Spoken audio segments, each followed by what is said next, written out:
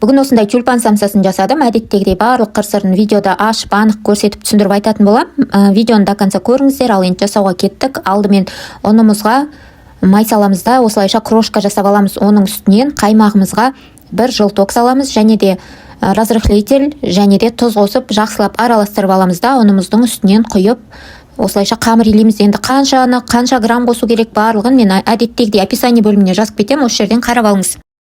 Қамыр илеу барысында қосымша ұн салып немесе сұйықты құюдың қажеті жоқ. Дәл рецептте қалай көрсеттім, тура солай жасаңыздар. Менде ұн высший сорт.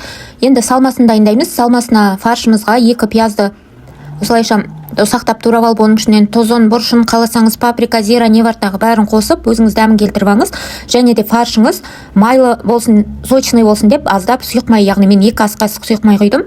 Сонымен салмамыз дайын. Енді қамырымызды бірнеше бөліктерге бөлеміз. Мен міндетті түрде есептеп отырып, яғни өлшеп отырғанды жақсы көрем. Барлық самсаларымыз бірдей шығу үшін дәл осылайша мен 40 граммнан қамырымызды өлшеп, осылайша бірнеше бөліктерге бөліп алдым.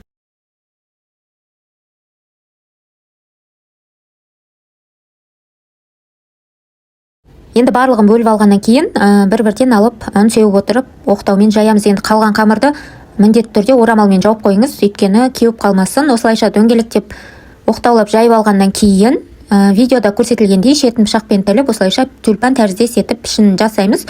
Төменгі бөлігін жақсылап жабыстырамыз, ашылып кетпеу үшін. Дәл осылайша жасап алғаннан кейін қайырып қоямыз. Шет-шетін аздап кішкене әдемі болып тұру үшін. Ұлым духовкадан алып шыққан бетте мынау не деген гүлдер деді ғой, ашып берем.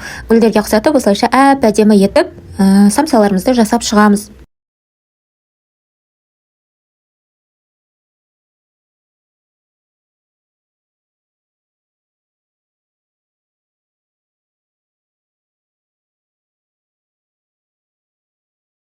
Жасап алған самсаларымызды енді жұмыртқа жағып, бетіне кунжутын сеуіп, 180-190 градуста ысып тұрған пеште 30-35 минуттай пісіріп аламыз. Міндетті түрде жасап көріңіздер, бізге өте қатты ұнады. Егер де каналыма тіркелмеген болсаңыз, міндетті түрде тіркеліп, рецепт ұнаса лайк басып, комментарий жазып, қолдап кетуді ұмытпаңыз. Менің парақшам өте пайдалы. Самсаны тек слоеный тестадан ғана емес, дәл осындай песочный тестадан да жасап көріңіз. Ас болсын.